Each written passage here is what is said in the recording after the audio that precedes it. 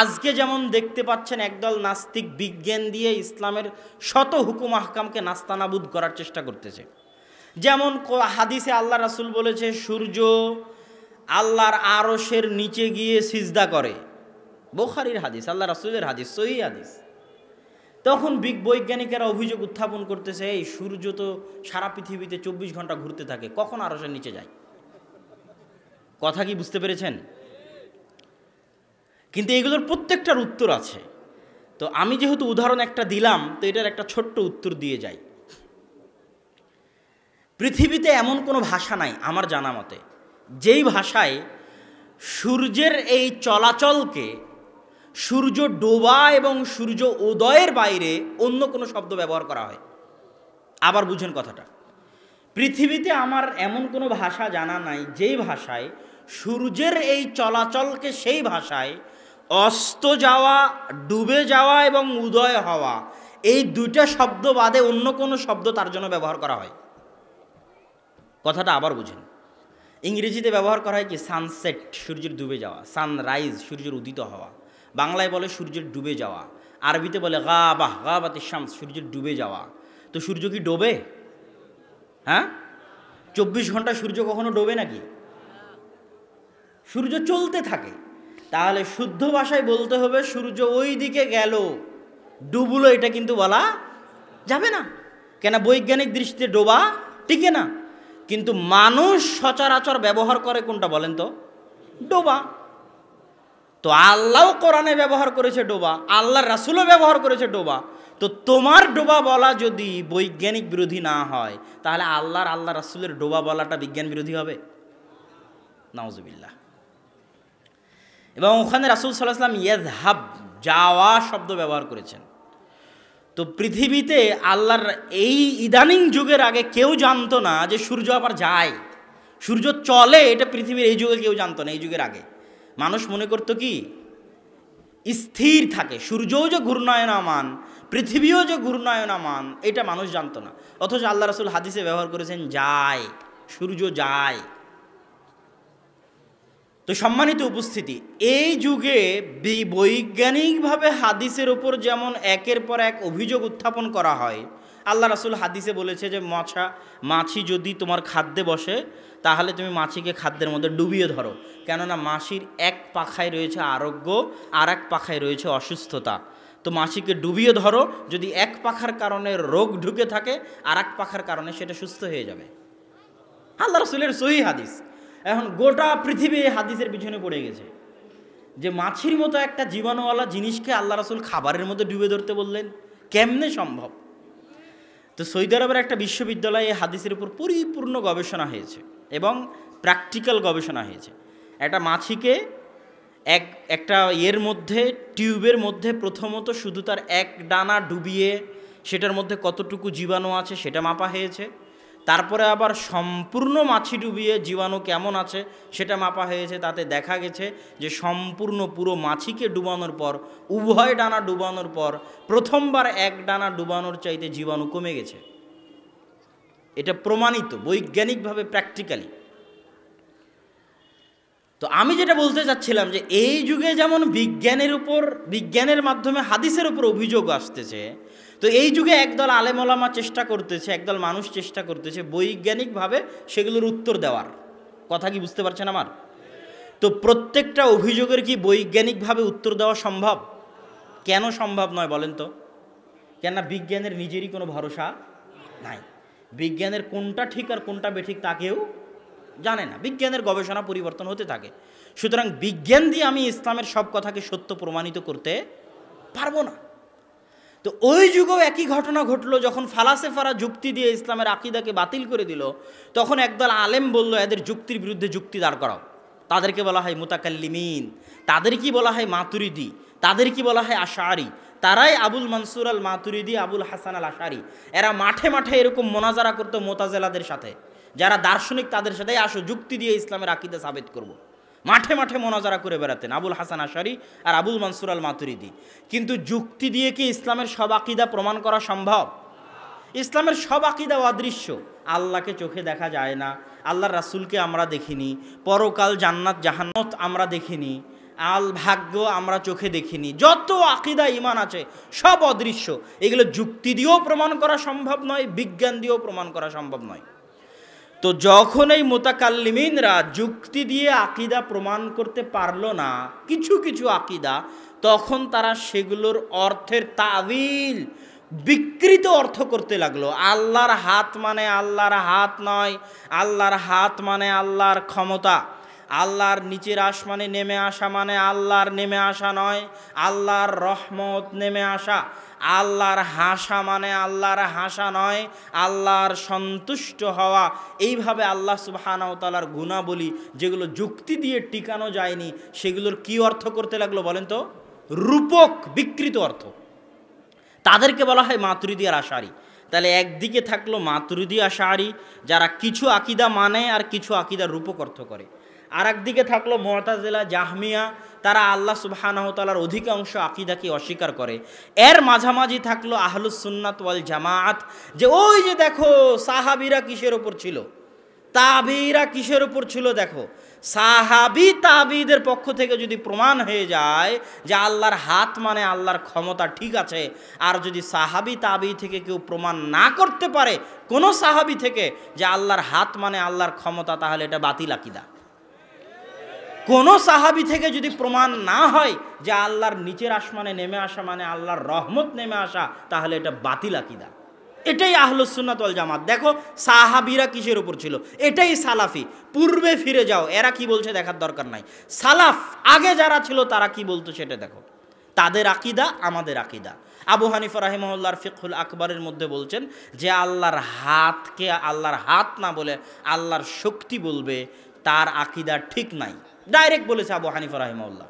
যে আল্লাহকে আসমানের উপর মানে না, তাকে তিনি কাফের বলেছেন। তাহলে আমাদের যারা হানাফি দাবি করতেছেন দিনী ভাইয়েরা, তারা মূলত কেউই আকীদায় হানাফি নন, তারা মূলত আকীদায় মাতুরিদি।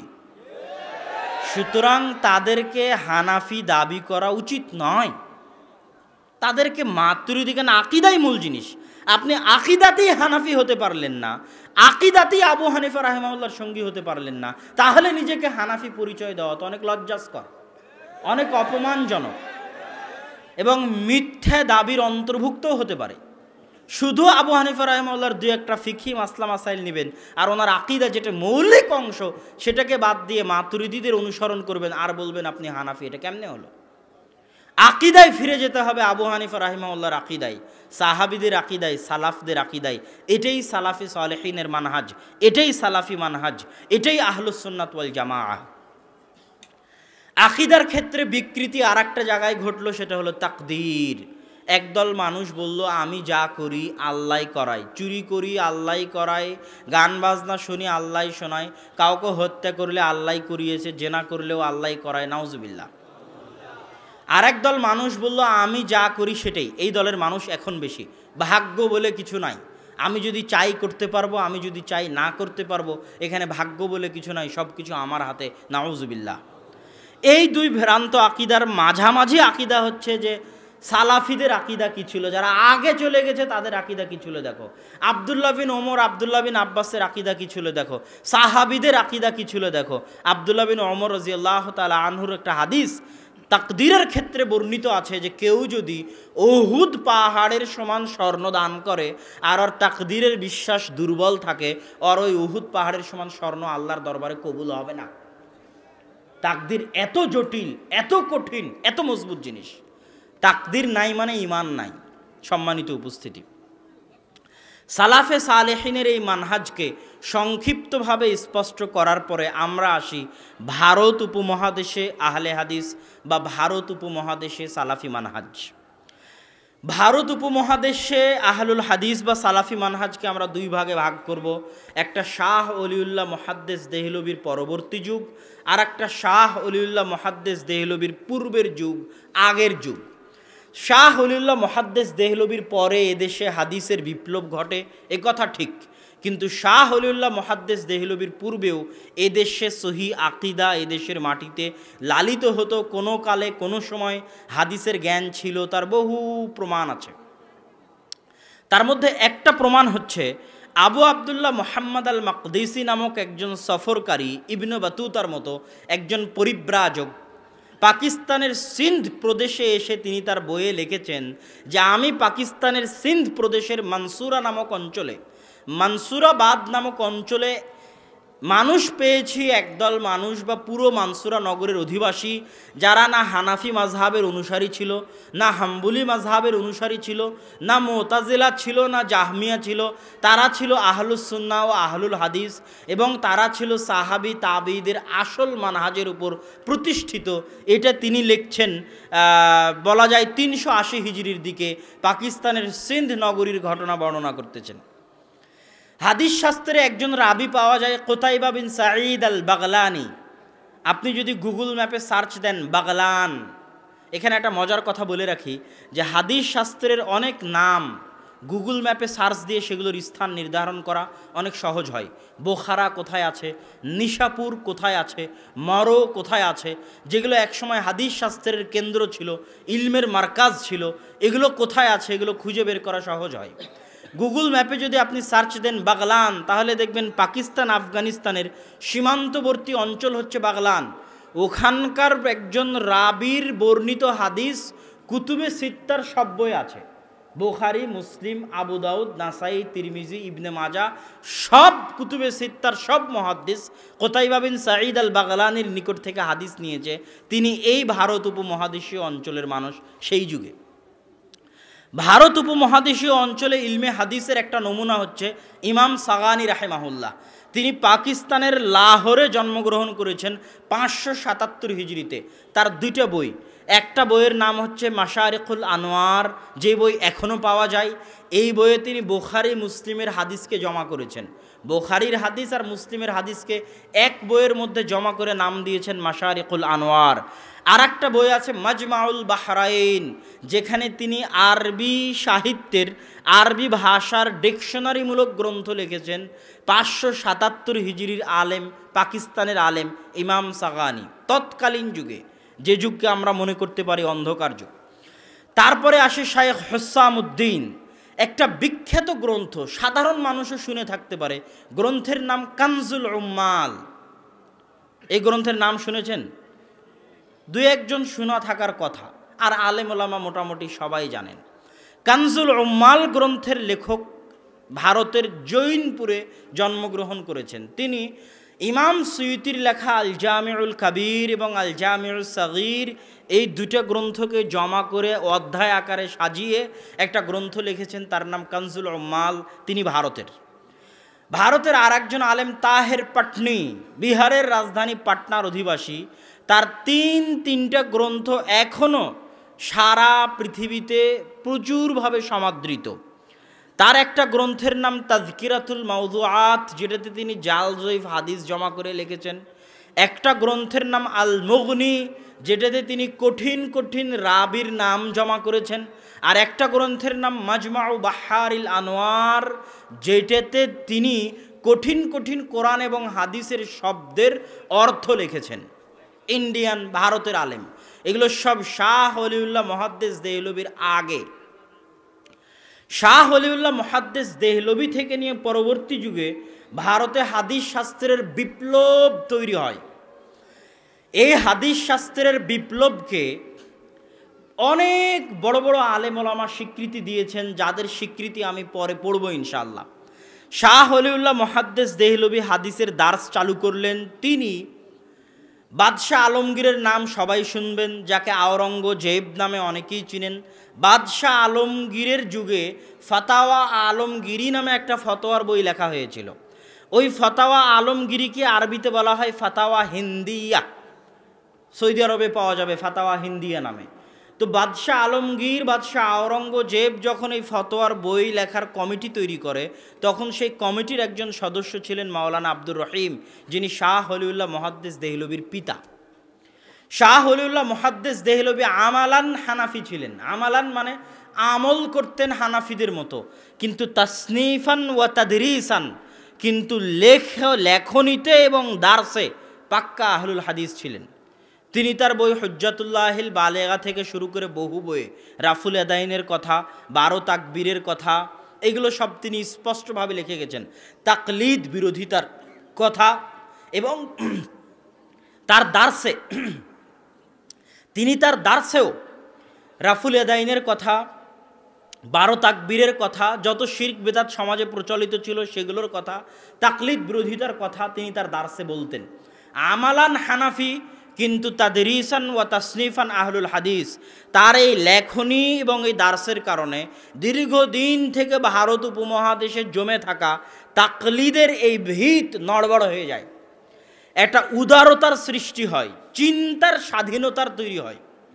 তার সন্তান আব্দুল আজিজ মুহাদ্দিস দেহলভী, যিনি একটা বই লিখেছেন বুস্তানুল মুহাদ্দিসিন নামে ফার্সিতে, যেটা পরবর্তীতে উর্দুতেও অনুবাদ হয়েছে, আরবিতেও অনুবাদ হয়েছে, যেই বইয়ে সব অধিকাংশ মুহাদ্দিসের বই পুস্তক এবং তাদের জীবনী তিনি জমা করেছেন।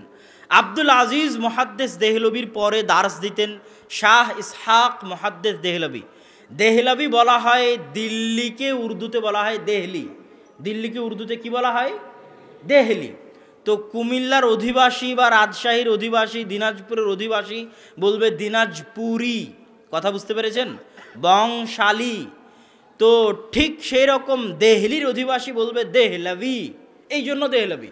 শাহ ওলিউল্লাহ মুহাদ্দিস দেহলভী মানে দিল্লিতে বাড়ি, আব্দুল আজিজ মুহাদ্দিস দেহলভী মানে দিল্লিতে বাড়ি, ইসহাক মুহাদ্দিস দেহলভী মানে দিল্লিতে বাড়ি। এবার গন্ডগোল কোথায় তৈরি হলো? এখনও দেওবান্দি এবং আহলে হাদিসরা একভাবেই এই দার্সে আসতো, বসতো, ইলিম নিত, চর্চা করত, চলতে থাকতো। গন্ডগোল তৈরি হলো ইসহাক মুহাদ্দিস দেহলভীর মৃত্যুর পরে। ইসহাক মুহাদ্দিস দেহলভীর মৃত্যুর পরে দুইজন নিজেদেরকে ইসহাক মুহাদ্দিস দেহলভীর স্থলাভিষিক্ত বলে দাবি করলেন। একজন আব্দুল গনি আল মুজাদ্দিদি, আর একজন শাইখুল কুল ফিলকুল মিয়া নাজির হোসাইন দেহলভী। এবং এটা নিয়ে ঐতিহাসিকভাবে এখনও বিতর্ক আছে যে কে সত্যিকারভাবে ইসহাক মুহাদ্দিস দেহলভীর স্থলাভিষিক্ত ছিলেন। আব্দুল গনি আল মুজাদ্দিদির দুইজন ছাত্র, একজনের নাম মাওলানা কাসেম নানুতুবি, আর একজনের নাম মাওলানা রশিদ আহমদ গঙ্গোহী, যারা দুইজন মিলে দারুল উলুম দেওবান্দ প্রতিষ্ঠা করেছেন। এবং দারুল উলুম দেওবান্দ প্রতিষ্ঠার পিছনে উদ্দেশ্যই এটা ছিল যে শাহ ওলিউল্লাহ মুহাদ্দিস দেহলভীর উদার নৈতিক চিন্তাধারার কারণে, স্বাধীন চেতা চিন্তাধারার কারণে ভারত উপমহাদেশে হানাফি মাযহাবের যে ক্ষতি হয়েছে, এই ক্ষতিকে পুষানোর জন্য দারুল উলুম দেওবান্দকে প্রতিষ্ঠা করা হয়। এবং হানাফি মাযহাবের ওয়াকিল, যে হানাফি মাযহাবের প্রতিনিধি হিসেবে ভারত উপমহাদেশে পৃথিবীতে দায়িত্ব পালন করবে, দারুল উলুম দেওবান্দ, এইভাবে দারুল উলুম দেওবান্দকে প্রতিষ্ঠা করা হয়।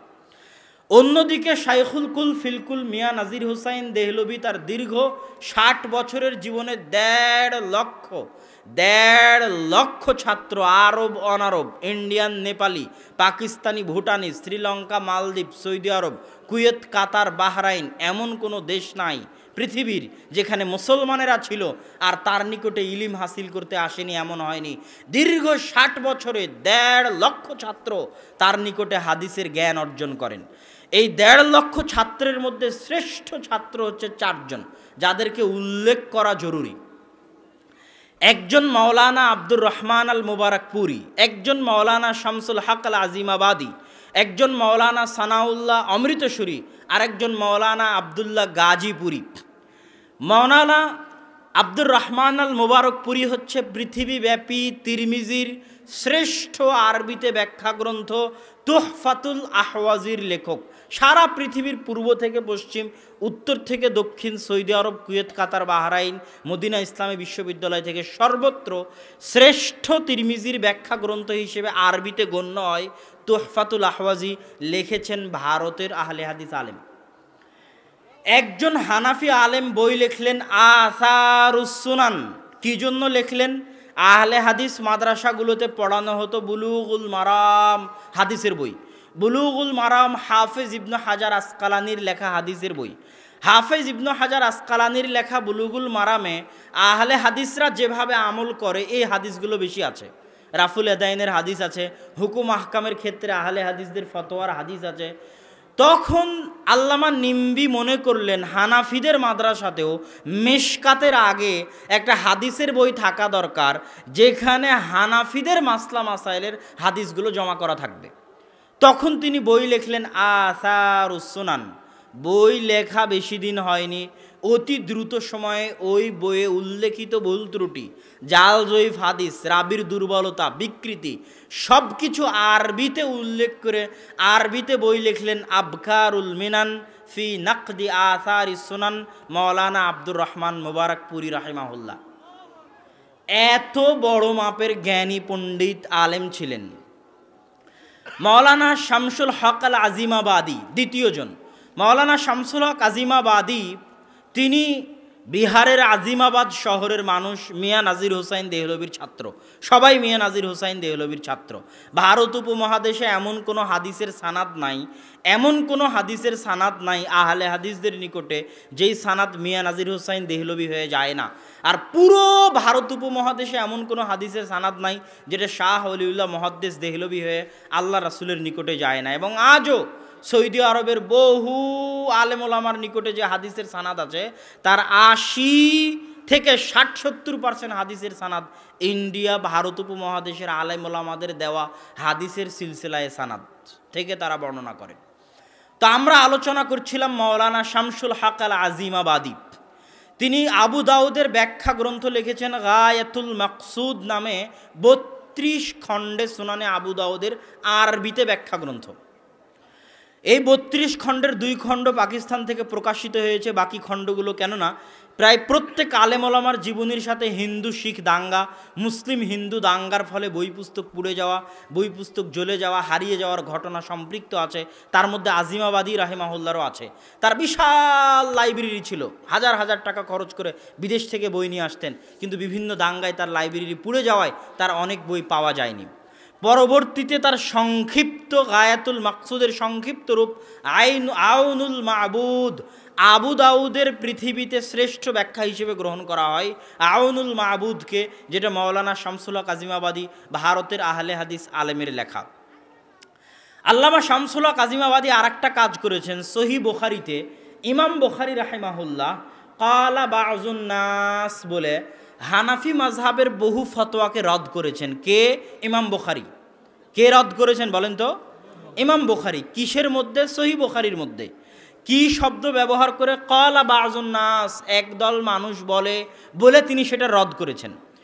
তো মাওলানা আহমদ আলী সাহারানপুরি রাহিমাহুল্লাহ, যেটা সাহারানপুর জেলা উত্তরপ্রদেশ, যেখানে মাজাহিরুল উলুম সাহারানপুর অবস্থিত, সেই মাজাহিরুল উলুম সাহারানপুরের একজন বয়োজ্যেষ্ঠ বর্ষিয়ান আলেম মাওলানা আহমদ আলী সাহারানপুরি, তিনি একটা বই লিখলেন এই ক্বালা বাযুন নাসে ইমাম বুখারী হানাফি মাযহাবের ওপর যে রদ করেছেন সেই রদের উত্তর লেখে বই লিখলেন ভারতের একজন হানাফি আলেম মাজাহিরুল উলুম সাহারানপুরের। ওই তার লেখাটা এখনও দেওবন্দ থেকে যত বুখারী ছাপে, ইন্ডিয়া পাকিস্তান হানাফিদের মাধ্যমে যত বুখারী ছাপে, সব বুখারীর শুরুতে মাওলানা আহমদ আলী সাহারানপুরির লেখা ইমাম বুখারীর ক্বালা বাযুন নাস বলে হানাফি মাযহাবের ওপর যে অভিযোগ তোলা আছে সেই অভিযোগের জবাব দিয়ে আহমদ আলী সাহারানপুরি যেটা লিখেছেন ওই বইটা প্রত্যেক বুখারীর শুরুতে ছাপানো থাকে। কথা কি বুঝতে পারছেন আমার? আমাদের ছাত্ররা জানেই না যে এটার উত্তর আমি কোথায় পাবো। খুব কম মানুষ বলতে পারবে যে এটার উত্তর কোথায় পাওয়া যাবে, কিন্তু আল্লামা শামসুল হক আজিমাবাদী সেই যুগে যখন আহমদ আলী সাহারানপুরি ক্বালা বাযুন নাস ইমাম বুখারীর জবাব দিয়ে বই লিখলো, তখন আল্লামা শামসুল হক আজিমাবাদী লিখলেন রফউল ইলতিবাস। রফউল ইলতিবাস নামে বই লিখলেন এবং আহমদ আলী সাহারানপুরি যে অভিযোগ উত্থাপন করেছিল ইমাম বুখারীর ক্বালা বাযুন নাসের উপর, তার আরবিতে ইলমি জবাব দিয়েছেন সেই যুগে আল্লামা শামসুল হক আজিমাবাদী। এত মহান ইলমি কারনামা। সুনানুদ দারাকুতনির উপর আল্লামা শামসুল হক আজিমাবাদীর টিকা আছে, সুনানুদ দারাকুতনির উপর, সেই যুগে তিনি টিকা লিখেছেন। দুইজন আলেমের কথা গেল। ৩ নম্বর আলেম মাওলানা সানাউল্লাহ অমৃতসুরি। মাওলানা সানাউল্লাহ অমৃতসুরি দারুল উলুম দেওবন্দ থেকে পড়া। আমি আহলে হাদিস সন্তান হিসেবে দারুল উলুম দেওবন্দে পড়ার কারণে অনেকেই অনেক টিটকারি, নিন্দা, হাসি ঠাট্টা করেছে, এখনও করে। বিশেষ করে যখন আমি পড়তাম দেওবন্দে তখন এই জিনিসটা সবচেয়ে বেশি হতো। তো আমি ওই সময় কিছু খুঁজে দেখেছিলাম যে কিছু আহলে হাদিস আলেম পাওয়া যায় কি না, যে সালাফ আমি প্রথম না আমার আগে কোনো আহলে হাদিস আলেম দারুল উলুম দেওবন্দে পড়েছে। তার মধ্যে একজন মাওলানা সানাউল্লাহ অমৃতসুরি, যাকে আহলে হাদিসদের সিপাহ সালার বলা যেতে পারে। মাওলানা সানাউল্লাহ অমৃতসুরির খেদমত শুধু আহলে হাদিসদের উপর নয়, পুরো ভারত উপমহাদেশের উপর সীমাহীন। ভারত উপমহাদেশের বিশাল ফিতনা কাদিয়ানি ফিতনাকে তিনি একাই মাটির সাথে ধূলিসাৎ করেছেন। কিভাবে? গোলাম আহমদ কাদিয়ানির সাথে তিনি একটা মোবাহালার আয়োজন করেছিলেন, যেই মোবাহালায় বলা ছিল যে গোলাম আহমদ কাদিয়ানি যদি সত্য হয় তো সানাউল্লাহ অমৃতসুরি আগে মারা যাবে, গোলাম আহমদ কাদিয়ানি পরে মারা যাবে। আর সানাউল্লাহ অমৃতসুরি যদি সত্য হয় তাহলে গোলাম আহমদ কাদিয়ানি আগে মারা যাবে, সানাউল্লাহ অমৃতসুরি পরে মারা যাবে। এই মর্মে খোলা মাঠে আল্লাহকে সাক্ষী রেখে মোবাহালা হয়েছিল। এই মোবাহালার পরে গোলাম আহমদ কাদিয়ানি বাথরুম টয়লেটে পড়ে মারা গেছিল। আর তার মৃত্যুর পরে 40 বছর সানাউল্লাহ অমৃতসুরি খাতমে নবুয়তের জীবন্ত মুজিজা হিসেবে পৃথিবীতে জীবিত ছিলেন। আল্লাহু আকবার। এত বড় আহলে হাদিস আলেম, তিনি একটা পত্রিকা বের করতেন আখবারে আহলুল হাদিস নামে, উর্দুতে। এবং তার ক্ষেত্রে বলা হয়ে থাকে যে তিনি তার জীবনে এমন কোনো ভারত উপমহাদেশের মাটিতে এমন কোনো ফেরকা নাই, কেন ভারতের মাটি এমন মাটি যেই মাটিতে 200-300-র অধিক ধর্ম আছে, এরকম মাটি পৃথিবীতে নাই। তো ভারত উপমহাদেশের মাটিতে এমন কোনো ধর্ম নাই যেই ধর্মের যে কোনো আকিদা যেটা ইসলাম বিরোধী, ওটার উনি জবাব দিতে পারবেন না। এক টেবিলে এক মঞ্চে একসাথে বসে হিন্দু বৌদ্ধ শিখ জৈন ব্রেলভি শিয়া কাদিয়ানি যত আছে, আরিয়া সমাজ কাদিয়ানি এই মুনকিরে হাদিস যত ফেরকা আছে সব ফেরকাকে এক টেবিলে এক মঞ্চে বসে তর্ক বিতর্ক করে সবাইকে একসাথে একদিনে পরাজিত করে উঠে যাবেন না, এটা হতে পারে না। এমন ব্যক্তিত্ব হচ্ছেন মাওলানা সানাউল্লাহ অমৃতসুরি রাহিমাহুল্লাহ। তিনি মিয়া নাজির হুসাইন দেহলভির ছাত্র, শাইখুল কুল ফিলকুল মিয়া নাজির হুসাইন দেহলভি। মাওলানা আবদুল্লাহ গাজীপুরি, মাওলানা আবদুল্লাহ গাজীপুরি হচ্ছেন মাদ্রাসা প্রতিষ্ঠাতা। তার তেমন লেখনী নাই, কিন্তু অগণিত মাদ্রাসা প্রতিষ্ঠা করেছেন, অগণিত আহলে হাদিস মাদ্রাসা। তার মধ্যে একটা বিখ্যাত মাদ্রাসা হচ্ছে ফাইজে আম মৌনাত ভাঞ্জান। মাওলানা আব্দুল হামিদ ফাইজিকে চিনেন আপনারা? অনেকেই চিনেন না। তার নামের শেষে ফাইজি কেন লাগানো আছে জানেন? তিনি হচ্ছেন মৌনাত ভাঞ্জান নামক জেলায় অবস্থিত ফাইজে আম মাদ্রাসার ছাত্র, এই জন্য তার নামের শেষে ফাইজি আছে। কথা কি বুঝতে পেরেছেন? আব্দুল হামিদ ফাইজিকে এদেশের মানুষেরা মোটামুটি চিনে, তার বই পুস্তক আছে, বাংলায় অনেক বই পুস্তক তিনি লিখেছেন হাফিজাহুল্লাহ। তো তার নামের শেষে ফাইজি আছে আপনাকে বোঝানোর জন্য যে আবদুল্লাহ গাজীপুরীর বক্তব্য শোনাচ্ছি, ওই আবদুল্লাহ গাজীপুরী এই ফাইজে আম মৌনাত ভাঞ্জানে অবস্থিত আহলে হাদিসদের ঐতিহ্যবাহী শিক্ষা প্রতিষ্ঠানের প্রতিষ্ঠাতা। এবং আমি আমার ভারতে থেকে একটা জিনিস আবিষ্কার করেছি যে জামিয়া সালাফিয়া বানারস আহলে হাদিসদের মারকাজি দারুল উলুম হলেও, যে জামিয়া সালাফিয়া বানারস থেকে আব্দুর রহমান 5 বছর পড়াশোনা করেছে, আপনাদের সামনে বক্তব্য দিয়ে গেল, দীর্ঘ 5 বছর। ইদানিংকালে এত দীর্ঘদিন ভারতের কেন্দ্রীয় আহলে হাদিস মাদ্রাসায় পড়ে আসা কেউ নাই, এত দীর্ঘদিন। আব্দুর রহমানই একমাত্র আছে যে ভারতের কেন্দ্রীয় আহলে হাদিসদের শিক্ষা প্রতিষ্ঠান জামিয়া সালাফিয়াতে সুদীর্ঘ 5 বছর কৃতিত্বের সাথে পড়াশোনা করে এসেছে। আল্লাহ তার জ্ঞানে বরকত দান করুক, আল্লাহুম্মা আমিন। তো জামিয়া সালাফিয়া বানারস আহলে হাদিসদের মারকাজি দারুল উলুম হলেও আমি দেখেছি মৌনাত ভাঞ্জানের ফায়েজে আম মাদ্রাসা যেই জায়গায় অবস্থিত, ওই পুরো গ্রামটা পুরো এরিয়াটা প্রকৃত অর্থে আহলে হাদিসদের মারকাজ। কি জন্য? আহলে হাদিসদের যত বই পুস্তক আছে, নওয়াব সিদ্দিক হাসান খান ভূপালী, মিয়া নাজির হুসাইন দেহলভি, শামসুল হক আজিমাবাদী, মাওলানা আব্দুর রহমান মোবারকপুরি, যত আদি পুরাতন বই আছে এগুলো তো বাংলাদেশে পাবেনই না। এগুলো সব বই জামিয়া সালাফিয়া বানারসও পাওয়া মুশকিল আছে। জামিয়া সালাফিয়া বানারসও এই বইগুলো মৌনাত ভাঞ্জান থেকে নিয়ে আসে। বিশাল বিশাল আহলে হাদিস লাইব্রেরি আছে, যারা যুগ যুগ থেকে আহলে হাদিসদের এই ঐতিহ্যগুলো লালন করে সেই বইগুলো প্রকাশ করে আসতেছে। সম্মানিত উপস্থিতি, এই গেল আল্লামা আবদুল্লাহ গাজীপুরি। এই যে 4 জন ছাত্র মিয়া নাজির হুসাইন দেহলভির, আব্দুর রহমান মোবারকপুরি, শামসুল হক আজিমাবাদী, সানাউল্লাহ অমৃতসুরি, আবদুল্লাহ গাজীপুরি, এই 4 জন ছাত্রই পুরো ভারত উপমহাদেশে আজকে আপনারা নিজেদেরকে যারা সহি আকিদা বলে দাবি করতেছেন, তাদের বদৌলত মূলত আসলে, তাদের বদৌলত হচ্ছে আসল বদৌলত। তো এতক্ষণ বলছি আহলুল হাদিসদের ইলমি দারসি তাদরিসি ধারা। আরও বহু আলেম আছে যাদের বর্ণনা দিয়ে শেষ করা যাবে না। যেমন পাকিস্তানের একজন আলেম ছিলেন হাফেজ মোহাম্মদ গন্দলবি। আমি যখন মিন্নাতুল বারি লিখি মিন্নাতুল বাড়ির দ্বিতীয় খণ্ড যখন লিখতেছি, এখন রানিং লিখতেছি মিন্নাতুল বাড়ির দ্বিতীয় খণ্ড। তো মিন্নাতুল বাড়ির দ্বিতীয় খণ্ড লিখতে গিয়ে ফাইজুল বারি, যেটা হচ্ছে আল্লামা আনোয়ার শাহ কাশ্মীরির লেখা, একজন হানাফি বিখ্যাত মুহাদ্দিস দারুল উলুম দেওবন্দের সহিহ বুখারীর ব্যাখ্যা ফাইজুল বারি। ওই ফাইজুল বারিতে আল্লামা কাশ্মীরি রাহিমাহুল্লাহ হাফিজ ইবনে হাজার আসকালানির ফাথুল বারির বিভিন্ন তথ্যের ভুল ধরার চেষ্টা করেছেন। এইরকম ভুল ধরার চেষ্টা হাফিজ ইবনে হাজার আসকালানির যুগেও হয়েছে। হাফিজ ইবনে হাজার আসকালানির যুগে হাফিজ ইবনে হাজার আসকালানি ছিলেন শাফিঈ, আর আল্লামা বদরুদ্দিন আইনি ছিলেন হানাফি। তো হাফিজ ইবনে হাজার আসকালানি যা যা দার্সে বলতেন, ফাথুল বারির দার্সে যা যা ছাত্রদের লেখাতেন, সেটা আল্লামা আইনির নিকটে চলে যেত। একটা ছাত্র দিয়ে আসতো আল্লামা আইনিকে, একই মিশরে একই কায়রোতে বসবাস করতেন।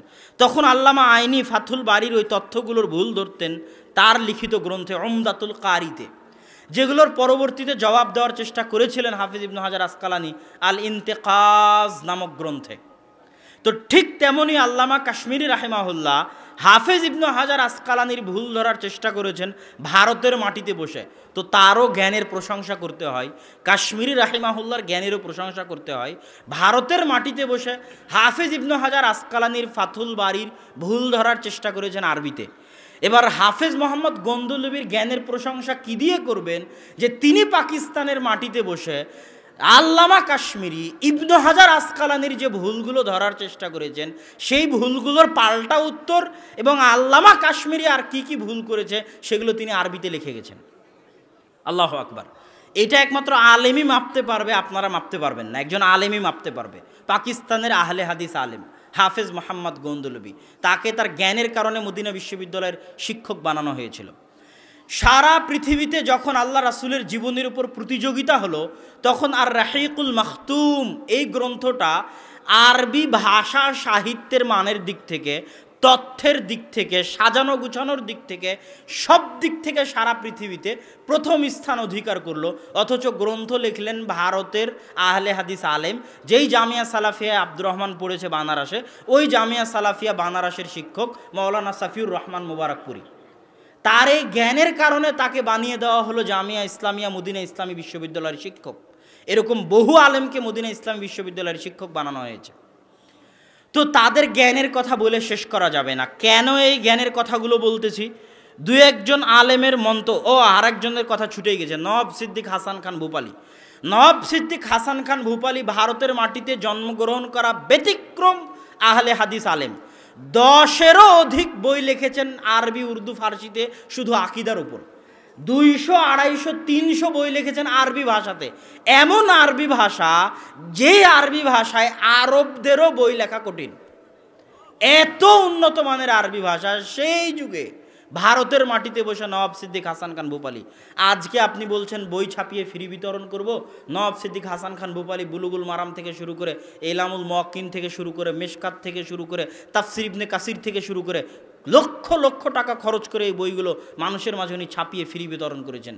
উনি নওয়াব ছিলেন, বাদশাহ ছিলেন, টাকাও ছিল, জ্ঞানও ছিল। টাকাও ছিল, জ্ঞানও ছিল। বইও লিখেছেন, বই ছাপিয়েছেন, ফ্রি বিতরণ করেছেন। এদেশের মাটিতে আহলে হাদিস মানহাজ প্রচারে যে দুইজনের সবচেয়ে বড় অবদান আছে, তাদের একজন নওয়াব সিদ্দিক হাসান খান ভূপালী, আর একজন মিয়া নাজির হোসাইন দেহলভী। এই লম্বা আলোচনা কি জন্য করলাম? দুটো মন্তব্য, পৃথিবীর বড় বড় কয়েকজন মুহাদ্দিসের মন্তব্যের মধ্যে শুধু একজনের মন্তব্য বলি। আল্লামা রশিদ রেজা মিসরি, তিনি বলছেন, ওয়ালাউলা ইনায়াত ইখওয়ানিনা, যদি ওলামাউল হিন্দ, ভারতের মাটিতে যে সমস্ত আলেম ওলামা আছে, তারা যদি বিউলুমিল হাদিস, হাদিসের জ্ঞান নিয়ে চর্চা না করত এই যুগে, তাহলে হাদিসের জ্ঞান দুনিয়া থেকে উঠে যেত 9ম 10ম হিজরির পরে। কেননা হাদিসের জ্ঞান শাম, সিরিয়া, ইরাক, মক্কা, মদিনা এগুলোতে দুর্বল হতে শুরু করেছিল হাদিসের জ্ঞান 9ম 10ম হিজরিতে। আর ওই 9ম 10ম হিজরিতে এই হাদিসের জ্ঞান চর্চার দায়িত্ব গ্রহণ করে নেয় ভারত উপমহাদেশের আলেম ওলামা, এবং তাদের মাধ্যমে হাদিসের জ্ঞান টিকে যায় 200-300 বছরের জন্য। এখন আবার আরবে হাদিসের চর্চা হচ্ছে, কিন্তু মাঝখানের এই অন্ধকার যুগে হাদিসের জ্ঞানকে ধরে রেখেছে ভারত উপমহাদেশের আলেম ওলামা। আমি মদিনাতে গিয়ে যখন বিভিন্ন হাদিসের বই, আদিকালের হাদিসের বই, যেমন একটার কথা বলি, আল জারহ ওয়াত তা'দিল লি ইবনে আবি হাতেম, জারাহ তা'দিলের একদম মূল ভিত্তি। অনেক ছাত্র মনে করে তাকরিবান 852 হিজরিতে মারা গেছে, 852 হিজরিতে বসে হাফিজ ইবনে হাজার আসকালানি 800 বছর আগের রাবির উপর হুকুম লাগায় কিভাবে? এটা অসম্ভব, হতে পারে না। কেমনে সম্ভব? তিনি মূলত এগুলো গ্রহণ করেছেন কারো না কারো কাছ থেকে। এই গ্রহণ করার ক্ষেত্রে বড় বইগুলোর একটা বই আল জারহ ওয়াত তা'দিল লিবনে আবি হাতেম, ইবনে আবি হাতেম। আবু হাতেম আর আবু যুরআর রাজি হচ্ছে বুখারী মুসলিমের ওস্তাদ। হাদিস শাস্ত্রের বড় বড় আলেম ধরা হয় যে 3-4 জনকে, পাহাড়, জেবাল ইলমিল হাদিস, হাদিস শাস্ত্রের পাহাড়, ইয়াহইয়া বিন মাইন, ইয়াহইয়া বিন সাঈদ আল কাত্তান, আহমদ বিন হাম্বল, আবু হাতেম আর রাজি, আবু যুরআর রাজি, এনারা হচ্ছেন হাদিস শাস্ত্রের পাহাড়। এদের ছাত্র হচ্ছে বুখারী আর মুসলিম। তো এই আবু হাতেমের ছেলে ইবনে আবি হাতেম, সে একটা একটা করে রাবি বলতো, আব্বা এই রাবির বিষয়ে আপনার হুকুম কি? তা আব্বা বলতো এই রাবির বিষয়ে হুকুমেই। তারপর আবু যুরআর রাজিকে জিজ্ঞেস করতো আপনার এই রাবির বিষয়ে হুকুম কি? তো এই রাবির বিষয়ে হুকুমেই। এই বইয়ে উনি জমা করেছেন রাবিদের জীবনী আল জারহ ওয়াত তা'দিল। তো মদিনায় বসে আল জারহ ওয়াত তা'দিলের পড়তেছি, তো দেখলাম যে আল জারহ ওয়াত তা'দিল আউয়াল তুবিআ, সর্বপ্রথম সারা পৃথিবীতে সর্বপ্রথম পাণ্ডুলিপি থেকে আধুনিকভাবে জারাহ তা'দিল ইবনে আবি হাতেম প্রকাশিত হয়েছে ভারতে, হায়দ্রাবাদ, দাখান। আব্দুর রহমান বিন ইয়াহইয়া আল মুআল্লিমি, যাকে জাহাবিউল আসর বলা হয়, উনি সেই ইয়ামান থেকে এসে ভারতে গবেষণা করতেন হাদিস নিয়ে। বহু হাদিসের গ্রন্থ পাবেন। আউয়াল তাবা, প্রথম প্রকাশ পাণ্ডুলিপি থেকে কোথায়? পাকিস্তানে। প্রথম প্রকাশ কোথায়? ভারতে, হায়দ্রাবাদ, দাকানে। এমন কোনো বই নাই যে বই হায়দ্রাবাদ, দাকান থেকে হাদিস শাস্ত্রের প্রকাশিত হয়েছিল না। তো এটা বলার, এত কিছু বলার উদ্দেশ্য কি? আজকে গত 60 বছরে মদিনা ইসলামী বিশ্ববিদ্যালয়ের সহিহ আকীদা প্রচারের অবদান সীমাহীন, অপরিসীম। আল্লাহ যে নেয়ামত দিয়েছে মদিনা ইসলামী বিশ্ববিদ্যালয়কে, সরকারি সকল সহযোগিতা, টাকা পয়সা, সুযোগ সুবিধা, গবেষণা, লাইব্রেরি, আধুনিক যন্ত্রপাতি, এসি রুম, যত রকমের সুযোগ সুবিধা প্রয়োজন জ্ঞানের চর্চার জন্য, সব রকমের সুযোগ সুবিধা সৌদি সরকার ব্যবস্থা করেছে। এটা আল্লাহ তাদের এই ব্যবস্থাতে বরকত দিক, আল্লাহুম্মা আমিন। ইলমের ক্ষেত্রে এরকম খেদমত আগে কোনোদিন হয়নি যেটা বর্তমানে সৌদি আরবে হচ্ছে। কিন্তু এত দীর্ঘ ইতিহাস কি জন্য বললাম? আজকে এত সুখে শান্তিতে বসে আমরা যত খেদমত করেছি, সেই খেদমত ওই কঠিন যুগে কুড়ে ঘরে বসে ভারত উপমহাদেশের আলেমেরা যে আঞ্জাম দিয়েছে, ইলমে হাদিসকে ইমাম সুয়ুতির পরে যেভাবে ভারতের মাটিতে ধরে রেখেছে ইলমে হাদিসকে, সেটার নজির বিরল, এবং এইটার নজির স্থাপন করা পৃথিবীতে সম্ভব নয়। এটা কি জন্য বলছি? গত 60 বছরে মদিনা ইসলামী বিশ্ববিদ্যালয়ের কারণে আমরা অনেক সহিহ আকীদা জানতে পারছি, বুঝছি। কিন্তু তার মানে এই নয় যে মদিনা থেকে পড়ে আসার কারণে আমি আব্দুল্লাহ ভারত উপমহাদেশের আলেমদেরকে বলবো এদের জ্ঞানই নাই, এদের কাছ থেকে আকীদাই নেওয়া যাবে না, এদের কাছ থেকে জ্ঞানই নেওয়া যাবে না, সব জ্ঞান শুধু ওখান থেকেই নিতে হবে। আর ভারত উপমহাদেশের আলেম ওলামা জাহেল, অজ্ঞ, মূর্খ, তাহলে এটা হবে পৃথিবীতে সবচেয়ে বড় মিথ্যা অপবাদ। এই বিশাল ইতিহাস উল্লেখ করার পিছনে উদ্দেশ্য এটাই যে আপনারা যারা আজকে দেশে সহিহ আকীদা লালন করতেছেন, সেটার পিছনে যেমন মদিনা ইসলামী বিশ্ববিদ্যালয়ের ভূমিকা আছে, তার চাইতে কোনো অংশে কম নয়, বরং বেশি ভূমিকা আছে এ দেশের মাটিতে যে সমস্ত আহলে হাদিস আলেম ওলামা চলে গেছিলেন তাদের খেদমতের। এই জন্য তাদের খেদমতকে আমি 3 ভাগে বা 4 ভাগে ভাগ করি। ভারত উপমহাদেশের আহলে হাদিস আলেমদের খেদমতকে, এক, ভারত উপমহাদেশের আহলে হাদিস আলেমদের ইলমি খেদমত, যেটা কিছুটা দেখলেন, আরও আছে বলে শেষ করতে পারবো না। তাফসির ইবনে কাসির প্রথম উর্দুতে অনুবাদ করেছে কে? আহলে হাদিস আলেম মাওলানা মোহাম্মদ জুনাগড়ি। ইলামুল মুওয়াক্কিন প্রথম উর্দুতে অনুবাদ করেছে কে? মাওলানা মোহাম্মদ জুনাগড়ি। সব কুতুবে সিত্তা উর্দুতে অনুবাদ করেছে সর্বপ্রথম কে? আহলে হাদিস আলেম মাওলানা ওয়াহিদুজ্জামান হায়দ্রাবাদি। এদেশের মাটিতে শুধু ইলম প্রচারে আহলে হাদিসদের অবদান আছে সীমাহীন ও অপরিসীম। দ্বিতীয় অবদান হচ্ছে জেহাদে, দেশ স্বাধীনতায়। 1947 সালের দেশ স্বাধীনতায় আহলুল হাদিসদের অবদানের প্রথম সিঁড়ি আব্দুল আজিজ মুহাদ্দিস দেহলভী এবং শাহ ইসমাইল শহীদ। মাওলানা শাহ ইসমাইল শহীদ 25,000 হাদিসের হাফেজ, তার লেখা বই তাকবিয়াতুল ঈমান, যার আরবি অনুবাদ হয়েছে কিতাবুর রিসালাহ, এই রিসালাতুত তাওহীদ, যার আরবি অনুবাদ হয়েছে রিসালাতুত তাওহীদ নামে। তাকবিয়াতুল ঈমান নামে সেই যুগে ভারতের মাটিতে বসে শিরিক বেদাতের বিরুদ্ধে এত কঠিন এত ভয়াবহ বই লিখতে পারে, এটা কল্পনা করা সম্ভব নয়। আপনি মনে করেছেন শিরক বিদাত মনে হয় আজকে জানলাম, শিরক বিদাত মনে হয় আজ কিতাবুত তাওহীদ পড়ে জানলাম। শিরক বিদাতের উপর বই কঠোরভাবে লিখে গেছে এদেশেরই আলেম ওলামা। শাহ ইসমাইল শহীদ তাকবিয়াতুল ঈমান তাকলিদের বিরুদ্ধে লিখে গেছেন, রাফুল এদাইনের ওপর লিখে গেছেন। তিনি দীর্ঘ 5 বছর ভারতের কোনা কোনা ইঞ্চি ইঞ্চি চষে বেরিয়েছেন শিরক এবং বেদাতের বিরুদ্ধে মানুষকে দাওয়াত দিতে। তারপরে তিনি জিহাদের ঘোষণা দিয়েছেন। বাংলাদেশ থেকেও বহু মুজাহিদ তার জন্য জিহাদ করার জন্য গেছে। বগুড়ার সন্ধ্যাবাড়ি অঞ্চল, রাজশাহীর দুয়ারি অঞ্চল, এই বহু অঞ্চল থেকে বহু মানুষ তার হাতে বায়াত নিয়ে জিহাদ করেছে। 1831 সালের 6 মে তিনি পাকিস্তান ভারতের সীমান্তবর্তী অঞ্চল বালাকোটে মৃত্যুবরণ করেন। তিনি হচ্ছেন, কেউ যদি বলে যে ইতিহাস রচনা করবে বাংলাদেশের স্বাধীনতার ইতিহাস, তো সবার আগে শাহ ইসমাইল শহীদের জীবনী পড়তে হবে। ভারত সরকার যদি বলে 14ই আগস্টের যে ভারত স্বাধীন হয়েছে তার ইতিহাস পড়াবে, তো সবার আগে শাহ ইসমাইল শহীদের ইতিহাস পড়াতে হবে। শাহ ইসমাইল শহীদ ছাড়া ভারত স্বাধীন হতো না। আজকে ভারতের সরকার যেই লাল কেল্লায় তার স্বাধীনতার পতাকা উড়ায়, ওই লাল কেল্লা মুসলমানদের তৈরি। ওই লাল কেল্লা, নরেন্দ্র মোদী যেই লাল কেল্লায় স্বাধীনতার পতাকা উড়ায়, লাল কেল্লা কাদের তৈরি? মুসলমানদের তৈরি। ওই দিল্লি মুসলমানদের আবাদ করা। এই দেশ মুসলমানেরা স্বাধীন করেছে, জেহাদও মুসলমানেরা করেছে, স্বাধীনতাও মুসলমানেরা অর্জন করিয়েছে। এটা গেল আহলুল হাদিসদের জেহাদি ধারা। আহলুল হাদিসদের আর একটা ধারা হচ্ছে দাওয়াতি ধারা। মৌলানা এনায়েত আলী, মৌলানা বেলায়েত আলীদের মতো আলেম ওলামা, তারা পাটনার সাদিকপুর থেকে বের হয়ে, বিহারের রাজধানী পাটনার সাদিকপুর থেকে বের হয়ে, দিলালপুর সাদিকপুর থেকে বের হয়ে এদেশের মাটিতে দাওয়াতের জন্য বের হয়ে যেতেন। মানুষ মনে হয় শুধু মৌলানা ইলিয়াস, তাবলিগ জামাত এরাই মনে হয় দাওয়াতের কাজের জন্য বের হয়। তাদের দাওয়াতের ধরন ভুল। তাদের ওটার মধ্যে বিভিন্ন আজে বাজে ফজিলত, জাল জয়ীফ হাদিস ইত্যাদি বিভিন্ন ভ্রান্ত আকিদার চর্চা আছে। কিন্তু দাওয়াতের জন্য সফর দেওয়ার নজির আহলে হাদিসদের মধ্যেও আছে।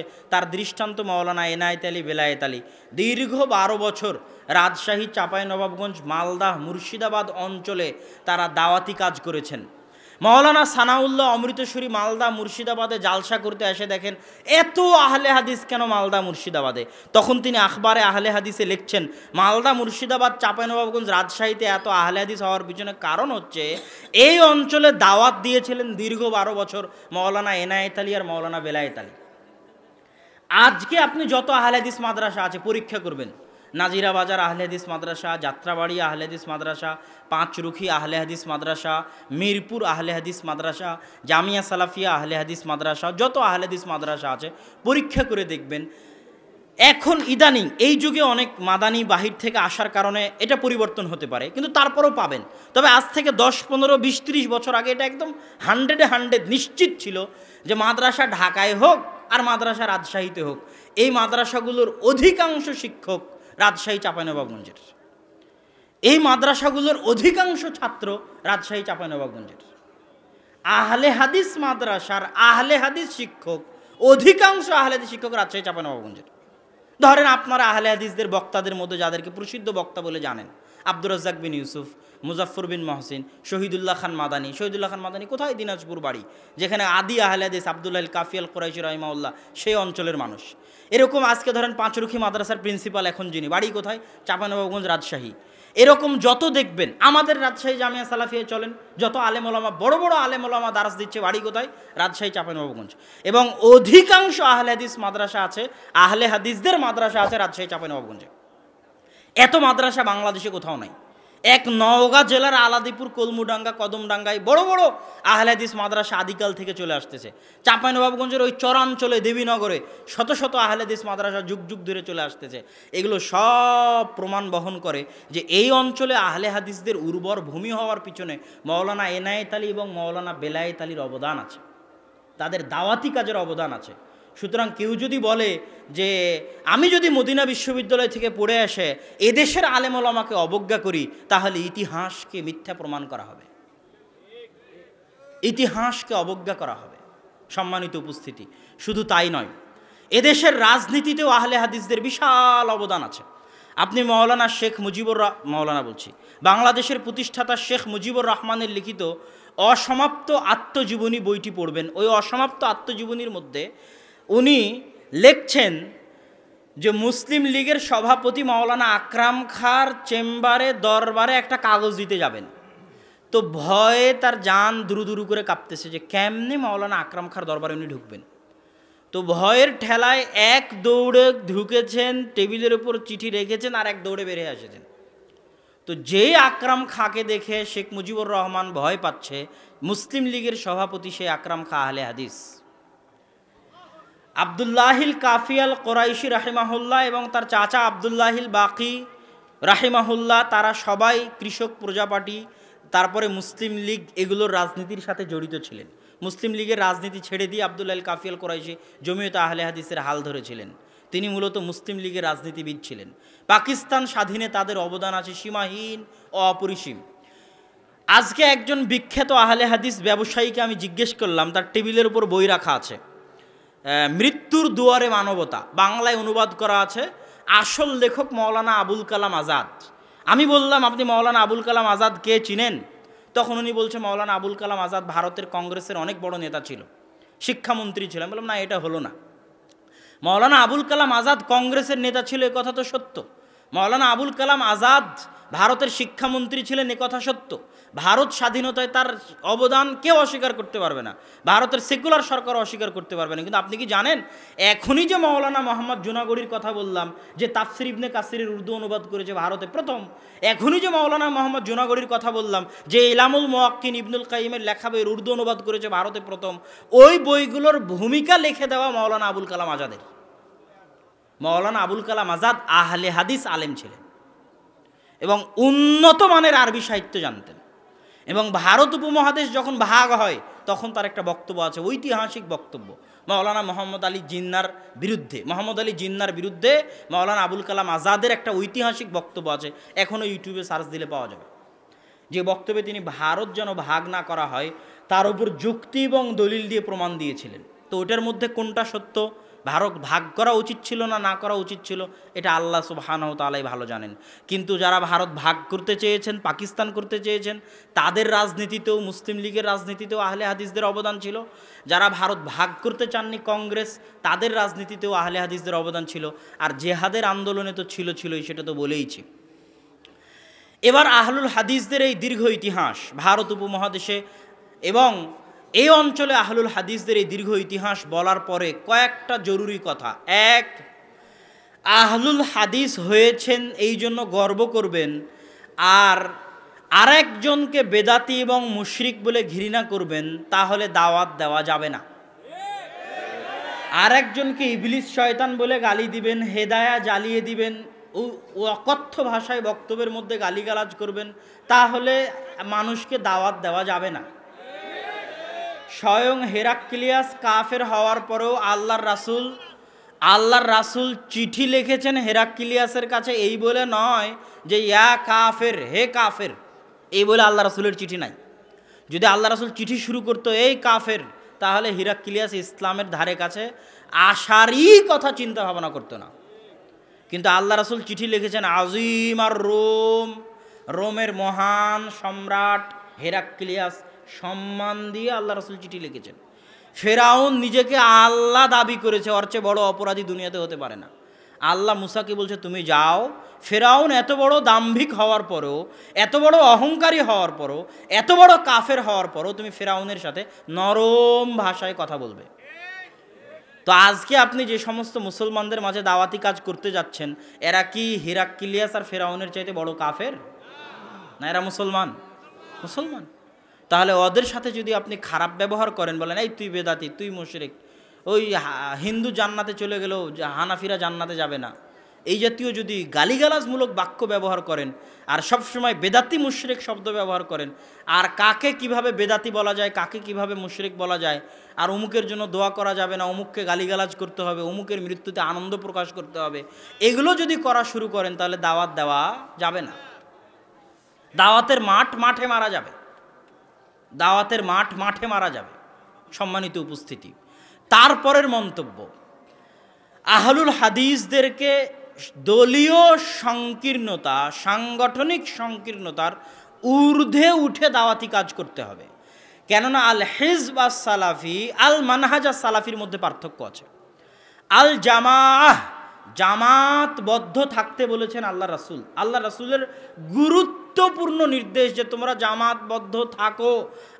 আমরুকুম বিখামসিন, আমি তোমাদেরকে 5টি বিষয়ের আদেশ করছি, তার মধ্যে একটা জরুরি আদেশ, জামাতবদ্ধ থাকো। যে জামাত থেকে দূরে চলে যাবে, মাতা মাইতাতান জাহিলিয়া, তার মৃত্যু হবে জাহিলিয়াতের মৃত্যু। যে জামাত থেকে 1 বিঘত পরিমাণ দূরে চলে যাবে, তার কাঁধ থেকে ইসলাম খুলে পড়ে যাবে। আল্লাহ রাসূল বলছেন মুসলমানের রক্ত একজন আর একজনের উপর হারাম, তবে 3 জন মুসলমানের রক্ত হালাল। এক, যে আর এক মুসলমানকে হত্যা করেছে, যে বিবাহিত অবস্থায় জেনা করেছে। 3, যে জামাত থেকে বের হয়ে গেছে, ওকে হত্যা করা যাবে। মুফারিকুল জামাআহ। এখন জামাত ইসলামেরও বই আছে জামাতবদ্ধ জীবনযাপন, তাবলিগ জামাতেরও বই আছে জামাতবদ্ধ জীবনযাপন। এবং জামাত ইসলামে যদি আমি যোগ দিই জামাতবদ্ধ জীবনযাপন মনে করে, আর জামাত ইসলাম থেকে যদি বের হয়ে আসি, তো আমাকে কি হত্যা করা যাবে? আমাকে যদি হত্যা করা না যায়, তাহলে জামাত ইসলামের সাথে থাকা জামাতবদ্ধ জীবনযাপন নয়। এবং জামাতি ইসলাম জামাতবদ্ধ জীবনযাপন বই লিখে যত হাদিসকে তাদের সাথে থাকাকে জামাতবদ্ধ জীবনযাপন বলতে চেয়েছে, তারা সেই বইয়ে তত হাদিসের উপর জুলুম করেছে এবং বিকৃতি করেছে। এবং মাওলানা সাদ কান্ধলভি আজকের যুগে তাবলিগ জামাতের আমির মাওলানা সাদ কান্ধলভি, আমিরের নামে যত হাদিস আছে সব হাদিসকে নিজের শানে লাগিয়ে দিয়েছে। যখন দেওবন্দীদের সাথে গন্ডগোল লেগে গেল দারুল উলুম দেওবন্দের সাথে, যেটা আপনারা সবাই জানেন, তখন মাওলানা সাদ কান্ধলভি বই লেখা শুরু করলো আমিরের আনুগত্য এবং জামাতবদ্ধ জীবনযাপন। সেই বই মাওলানা সাদ কান্ধলভির যারা অনুসারী তাদের মধ্যে বিতরণ করতে লাগলো। তো উনি বুঝাতে চাইলেন তাবলিগ জামাতের সাথে থাকা আর আমার আনুগত্য করাই আল্লাহ রাসূলের ওই হাদিস যে আমিরের আনুগত্য করতে হবে, এটা হলো সেই আনুগত্য। আর আমার তাবলিগ জামাতের সাথে থাকা আল্লাহ রাসূলের ওই হাদিস জামাতবদ্ধ থাকতে হবে, এটা হলো সেই জামাতবদ্ধ থাকা। তো এখন যদি আমি তাবলিগ জামাত ছেড়ে দিই আর মাওলানা সাদ কান্ধলভির অনুগত্য না করি, তার আমিরত্ব না মানি, তাহলে কি আমাকে হত্যা করা যাবে? যদি না যায়, তাহলে মাওলানা সাদ কান্ধলভি হাদিসগুলোর উপর জুলুম করেছে, এটাই ঠিক। আপনি পড়ে দেখতে পারেন তাদের বই, মাওলানা সাদ কান্ধলভির এবং তাদের এই তাবলিগ জামাতের বর্তমান যে গণ্ডগোল হলো, এই গণ্ডগোলের প্রেক্ষিতে জামাতবদ্ধ জীবনযাপন এবং আমিরের আনুগত্যের উপর যে বইগুলো লেখা হয়েছে। আমার দারুল উলুম দেওবন্দের ওস্তাদ মাওলানা মুফতি ইউসুফ তাওয়ালি, কেন আমি দারুল উলুম দেওবন্দে গিয়েই বুঝেছিলাম যে তাবলিগ জামাতের সাথে দারুল উলুম দেওবন্দের দূরত্ব আছে, এটা আগেই বুঝেছিলাম গণ্ডগোলের আগে। কিন্তু এত গভীর দূরত্ব আছে এটা আমি আঁচ করতে পারিনি। কিভাবে আঁচ করতাম? মাওলানা আরশাদ মাদানী ক্লাসে আসলেই যেই ছাত্ররা তাবলিগ জামাতের জন্য চিল্লায় বের হয়, ওদেরকে খুব কঠিনভাবে ধোলাই করতেন। এইভাবে ধোলাই করতেন, আবে তু খাতা হ্যায় মাদ্রাসা কা, रहता है मदरसा में, तुझे फ्री में मदरसा खिलाता है और चिल्ला लगाता है तबलीग जमात का। তুই খাস দারুল উলুম দেওবন্দে, দারুল উলুম দেওবন্দ তোকে খাওয়ায়, দারুল উলুম দেওবন্দে থাকিস, তোকে পড়ার জন্য খাওয়ানো হয়, পড়ার জন্য তোকে এখানে রাখা হয়, আর তুই পড়া বাদ দিয়ে চিল্লা লাগাস। তারপর উনি বলতেন কিয়ামত কে ময়দান মে তেরি ঠোকাই হোগি, কিয়ামতের মাঠে অন্যায়ের কারণে তোর উপর আল্লাহ শাস্তি আরোপ হবে, কেন এটা আমানতের খেয়ানত। মাওলানা আরশাদ মাদানী আমাদের ক্লাসে আরেকটা কথা বলতেন যে শোনো, আজ থেকে 20-30 বছর আগে বড় বড় দেওবন্দি আলেম ছিল, মাওলানা আনোয়ার শাহ কাশ্মীরি, মাহমুদুল হাসান দেওবন্দি, আদের বড় বড় আলেম ছিল।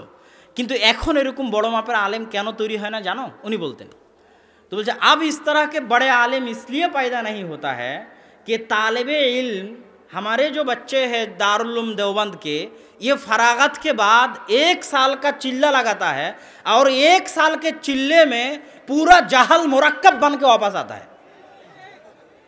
যে দারুল উলুম দেওবন্দ থেকে দাওরায়ে হাদিস শেষ করার পর আগে আমাদের উস্তাদরা কি করতো? কোনো মাদ্রাসায় গিয়ে পড়াতো, নিজে বাড়িতে বই পুস্তক মোতালা করতো। আর এখনকার ছাত্ররা কি করে? দাওরা শেষ করার পর 1 বছরের চিল্লা লাগায়, আর 1 বছরের চিল্লাতে আজীবন যা পড়েছিল সব ভুলে জাহেল মোরাক্কাব হয়ে ফিরে আসে। এটা দারুল উলুম দেওবন্দের এখনও উনি টিচার এবং জমিয়ত উলামায়ে হিন্দের আমির, আমি ওনার ছাত্র, এবং ওনার পোতা মাওলানা আলী মাদানী আমার ক্লাসমেট। তো এটা কোথায় থেকে আসলো? তাবলিগ জামাতের সাথে দারুল উলুম দেওবন্দের দূরত্ব, তখন আজ করেছিলাম। তো তখন একজন টিচার ছিল মুফতি ইউসুফ তাওয়ালি। তো উনি এই জামাতবদ্ধ জীবনযাপনের উপর মৌলানা সাদ কান্দলবি আর আমিরের আনুগত্যের উপর মৌলানা সাদ কান্দলবির বক্তব্যের খুব কঠিন ও কড়া ভাষায় রদ করতেন। ওনার ভাষাটা আমি নকল করতেছি। মৌলানা মুফতি ইউসুফ তাওয়ালের নিকটে আমি হেদায়া পড়েছি। উনি কিভাবে রদ করতেন, কিভাবে নকল করতেন, উনি বলতেন, अबे अमीर तो वो होता है जो किसी के ऊपर इस्लाम के जो क़िसास के अहकाम है ये कायम कर सकता है। अगर मैंने चोरी किया तो मेरा हाथ कट सकता है, वो अमीर है। अगर मैंने ज़िना किया तो मुझे रजम कर सकता है, वो अमीर है। अबे तू मुझे रजम भी नहीं कर सकता, हाथ भी नहीं कट सकता, तू कहे का अमीर है बे? तू शायख है, तू मौलाना है, तू मुफ्ती है, तू काजी है, तू अल्लामा है, तू दाई है, लेकिन अमीर नहीं है। বললো আমির সেই যে আমি চুরি করলে আমার হাত কাটতে পারবে, আমির সেই যে আমি জেনা করলে আমাকে রজম করতে পারবে, আমির সেই যে আমি অপরাধ করলে আমাকে জেলে দিতে পারবে, কিন্তু যে আমার হাত কাটতে পারবে না, আমার উপর কিসাস বাস্তবায়ন করতে পারবে না, আমাকে জেলে দিতে পারবে না, সে আলেম হতে পারে, আল্লামা হতে পারে, মুফতি হতে পারে, শায়েখ হতে পারে, মৌলানা হতে পারে, শাইখুল হাদিস হতে পারে, সব কিছু হতে পারে, কিন্তু আমির হতে পারে না। এটা মুফতি ইউসুফ তাওয়ালির মন্তব্য আমি নকল করতেছি। উনি তাবলিগ জামাতের আমির নামে যে মৌলানা সাদ কান্দলবি আছে তার বিরুদ্ধে উনি এই বক্তব্য দিচ্ছিলেন দারুল উলুম দেওবন্দের ক্লাসে, যখন আমরা তার নিকটে হেদায়া পড়ি তখনকার কথা। তো এই আলোচনা থেকে আমি যেটা স্পষ্ট করতে চাচ্ছি সেটা হচ্ছে, জামাতবদ্ধ জীবনযাপনের নামে আহলে হাদিসদের মধ্যে যেন বিভেদ তৈরি করার চেষ্টা না করা হয়। জামাতবদ্ধ জীবনযাপন আসলে কোনটা? জামাতবদ্ধ জীবনযাপনের দুইটা ব্যাখ্যা আমি আমার বহু বক্তব্যে দিই। তার মধ্যে একটা ব্যাখ্যা আমি নিজে বুঝেছি, কিন্তু আমি নিজে বুঝার পরেও দেখেছি মৌলানা আবদুল্লাহ জাহাঙ্গীর রাহেমাহুল্লাহ এই ব্যাখ্যাই বুঝেছেন। তো আল্লাহ সুবহানাহু ওয়া তাআলাকে তাকে জাযায়ে খায়ের দান করুক যে তিনি এই ব্যাখ্যা বুঝতে পেরেছেন। আর আমি আল্লাহর শুকরিয়া আদায় করি যে কারো অনুসরণ ছাড়াই আমি নিজেই এই ব্যাখ্যা বুঝতে পেরেছিলাম, এই জন্য আল্লাহর শুকরিয়া আদায় করি। আলহামদুলিল্লাহ, আল্লাহ যেন আমার জ্ঞানে বরকত দান করে, আল্লাহুম্মা আমিন। আপনাদের নিকটে দোয়া চাই, দোয়ার দরখাস্ত। তো জামাতবদ্ধ জীবনযাপন বলতে দুটো জিনিস বুঝায়। এক, আবু বকর রাদিয়াল্লাহু তাআলা আনহু বললেন, যারা যাকাত দিবে না ওদের বিরুদ্ধে যুদ্ধ করব, লা নুকাতিলান্নাহুম। ওমর রাদিয়াল্লাহু তাআলা আনহু বলছে যে আশহাদু আল্লা ইলাহা ইল্লাল্লাহ ওয়া আশহাদু আন্না মুহাম্মাদার রাসূলুল্লাহ বলেছে, তাকে আপনি কেমনে হত্যা করবেন? ও তো মুসলমান, ওর রক্ত তো হারাম। তখন আবু বকর রাদিয়াল্লাহু তাআলা আনহু বলছেন, শোনো ওমর, লাউ মানাউনি কালান ইউদ্দুনা ইলা রাসূলিল্লাহ, আমি তো ওদের বিরুদ্ধে যুদ্ধ করবই করব যারা যাকাত দিবে না, ওদের বিরুদ্ধেও যুদ্ধ করব যারা যাকাত দিতে আসবে। কিন্তু আল্লাহ রাসূলের যুগে উট দিতে এসে উটের সাথে দড়ি দিত, আমার যুগে উট দিবে দড়ি দিবে না। যারা আল্লাহ রাসূলের যুগে খেজুর দিতে এসে খেজুরের সাথে বস্তা দিত, আমার যুগে খেজুর ঢেলে দিয়ে বস্তা উঠিয়ে নিয়ে চলে যাবে। ওই বস্তা ওই দড়ির জন্য পর্যন্ত যুদ্ধ করব, হয় মরবো না হয় মারবো। তা আবু বকর রাদিয়াল্লাহু তাআলা মুসলমানদের বিরুদ্ধে কেন যুদ্ধ করবেন, যাদেরকে ওমর রাদিয়াল্লাহু তাআলা মুসলমান বলছে? কেন? এরা সব জামাত থেকে বের হয়ে গেছে। বুঝতে পেরেছেন কি? এরা সব কি থেকে বের হয়ে গেছে? জামাত থেকে বের হয়ে গেছে। কেন? আল্লাহ রাসূল বলেছে মুফারিকুল জামাআহ, যে জামাত থেকে বের হয়ে যাও ওকে হত্যা করো। তো যে ইসলামী খেলাফতের খলিফা ওর যে কোনো নির্দেশ, যে নির্দেশ কোরআন হাদিসের বিরোধী নয়, এমন কোনো নির্দেশ যেটা কোরআন হাদিসের বিরোধী নয়, ইসলামী খেলাফতের খলিফার এমন কোনো নির্দেশ যেটা কোরআন হাদিসের বিরোধী নয়, ওটা অমান্য করা মানেই জামাত থেকে বের হয়ে যাওয়া। পড়ে দেখেন সহিহ মুসলিমের কিতাবুল ইমারাত অধ্যায়, আশ্চর্য হয়ে যাবেন। কেউ পড়েও না, কেউ বলেও না। বললে মানুষ বলবে যে এরা সব সরকারের পাচাটা গোলাম। কিতাবুল ইমারার যদি অনুবাদ করা হয় আর মানুষকে শোনানো হয় তো মানুষ কি বলবে? এরা পেট্রো ডলার খাওয়া সরকারের গোলাম। কিন্তু কিতাবুল ইমারাহ এর হাদিসগুলো ব্যতিক্রম হাদিস। এগুলো সব ইসলামিক খেলাফতের যিনি খলিফা, রাষ্ট্রনেতা যিনি, তার আনুগত্যের কথা ইসলামে খুব কড়া এবং কঠোরভাবে বলা আছে। মেরে পিঠের চাল তুলে দিলেও আনুগত্য করতে হবে, এত কঠিনভাবে বলা আছে। হাবশি গোলাম যদি নেতা হয়ে যায় আনুগত্য করতে হবে, কেননা ইসলাম রাষ্ট্রীয় শৃঙ্খলা বিশ্বাস করে। আজকে বাংলাদেশে কথার কথা, আপনি বাংলাদেশে আছেন, আপনি সিরিয়ার সাথে তুলনা করেন, আপনি লিবিয়ার সাথে তুলনা করেন। লিবিয়াতে মুসলমানদের জানমালের নিরাপত্তা আছে? প্রত্যেক দিন পত্রিকায় পড়ে দেখবেন কোনো জানমালের নিরাপত্তা নাই, কোনো বোনের জানের নিরাপত্তা নাই। কী জন্য নাই? মুআম্মার আল গাদ্দাফির সময় কি জানমালের নিরাপত্তা ছিল না? ছিল না। মুআম্মার আল গাদ্দাফি যত খারাপ শাসক হোক, ওর সময় তো অন্তত মেয়েদের ইজ্জতের নিরাপত্তা ছিল। মুআম্মার আল গাদ্দাফি যত খারাপ শাসক হোক, ওর সময় তো অন্তত বিনা অপরাধে মানুষকে হত্যা করা হতো না। মুআম্মার আল গাদ্দাফির বিরুদ্ধে বিদ্রোহ করলো মানুষ। কেন ইসলাম সরকারের বিরুদ্ধে বিদ্রোহকে এত কঠোর হস্তে বাধা দেয়, তার প্রমাণ আজকের লিবিয়া, আজকের সিরিয়া। লিবিয়াতে মুআম্মার আল গাদ্দাফির বিরুদ্ধে বিদ্রোহ করে এখন কারো জানমালের নিরাপত্তা নেই। যত মুসলমান নারী পুরুষকে ইহুদি আর খ্রিস্টানেরা ধর্ষণ করেছে, হত্যা করেছে, তার চেয়ে বেশি নারী পুরুষ সিরিয়ার মাটিতে, লিবিয়ার মাটিতে মুসলমানদের হাতে নষ্ট হচ্ছে, ধ্বংস হচ্ছে, মৃত্যু হচ্ছে। এটাই সত্য, এটাই বাস্তব। এই জন্য ইসলাম বলে ক্ষমতায় যে আছে ও যতক্ষণ কাফের না হয়ে যায়, কাফের হয়ে গেলেও ওর বিরুদ্ধে বিদ্রোহ করে ক্ষমতা পাল্টানোর যদি ক্ষমতা তোমার কাছে না থাকে, তাহলে তার বিরুদ্ধে বিদ্রোহ করিও না। অন্তত তোমার স্ত্রী পুত্রের জানমালের ইজ্জতের হেফাজত হবে, নিরাপত্তা বজায় থাকবে, আমন আমান বজায় থাকবে। এটা ইসলাম খুব গুরুত্ব দিয়ে দেখে। তো এই জামাতবদ্ধ জীবনযাপনের একটা অর্থ হচ্ছে খলিফা, রাষ্ট্রনেতার বৈধ নির্দেশের সাথে থাকা। আর যে থাকবে না সে খারিজি। খারিজি মানে খারেজ আনিল জামা, জামাত থেকে বের হয়ে গেছে। খারিজি মানে যে বের হয়ে যায়, জামাত থেকে বের হয়ে গেছে সে খারিজি। এবার দ্বিতীয় ব্যাখ্যা হচ্ছে, মসজিদের সাথে সম্পর্ক রেখে 5 ওয়াক্ত সালাতের জামাতে উপস্থিত হওয়ার মাধ্যমে সারা বিশ্বের মুসলমানদের বৃহৎ জামাত, জামাআতুল মুসলিমিন, সারা পৃথিবীর মুসলমানদের একটা অদৃশ্য বৃহৎ জামাত, যে অদৃশ্য বৃহৎ জামাতকে আল্লাহ অনেক কিছু দিয়ে আল্লাহ বন্ধন তৈরি করে দিয়েছেন। যেমন সবার কেবলা আল্লাহ এক করে দিয়েছেন। সারা পৃথিবীর সব মসজিদের কেবলা কোন দিকে? কাবার দিকে। কথা বুঝতে পারেননি? এটা একটা বন্ধন তৈরি করে দিয়েছেন আল্লাহ সুবহানাহু ওয়া তাআলা। তো সারা পৃথিবীর মুসলমানদের এই বিশাল জামাত, জামাতুল মুসলিমিন, এদের অন্তর্ভুক্ত হবে তখন যখন তার সম্পর্ক থাকবে মসজিদের সাথে। আর যদি মসজিদের সাথে সম্পর্ক না থাকে তাহলে সে মুসলমান বলে গণ্য, মুসলমানদের জামাতের মধ্যে গণ্য হবে না, জামাতবদ্ধ জীবন যাপনের মধ্যে গণ্য হবে না। দলিল রাসূল সাল্লাল্লাহু আলাইহি ওয়াসাল্লামের হাদিস।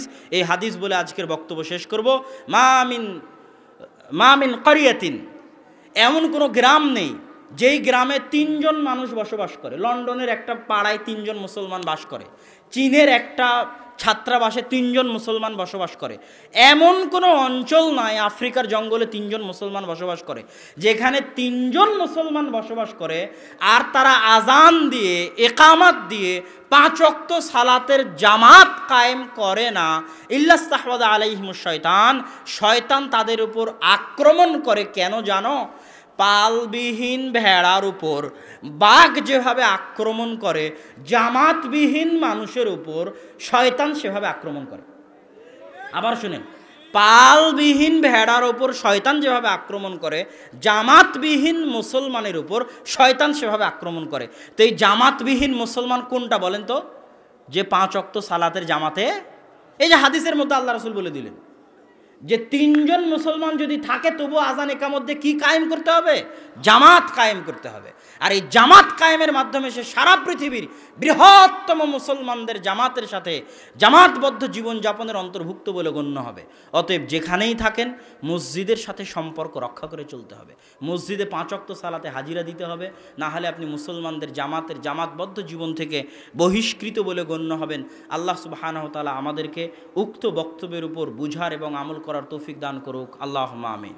বক্তব্যের শেষে আপনারা আজকে এখান থেকে যাওয়ার সময় মাসিকালে ইতিসাম নিয়ে যাবেন।